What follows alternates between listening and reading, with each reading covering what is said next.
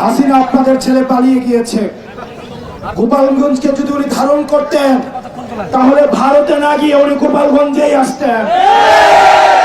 ওনার মতো স্বার্থপর উনি ওনার ফ্যামিলির মানুষ ছাড়া গোপালগঞ্জবাসীর কথা একবারও ভাবেন না।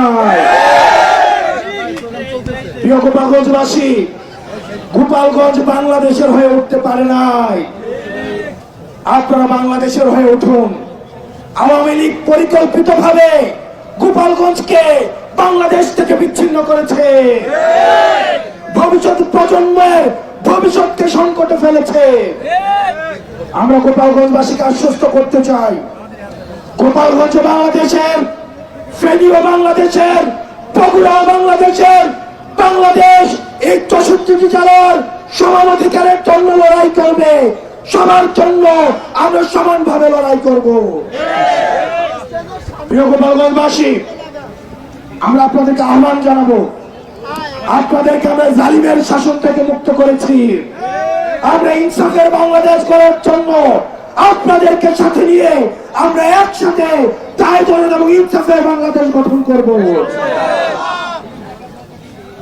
আমরা স্লোগান দিয়ে আমরা আমাদের বক্তব্য শেষ করছি।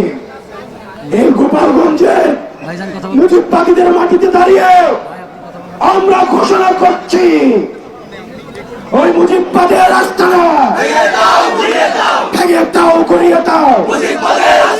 মুজিববাদের আস্তানা ইনকিলাব, ইনকিলাব, মুজিববাদ, মুজিববাদ, মুর্দাবাদ, মুর্দাবাদ, মুজিববাদ, মুজিববাদ,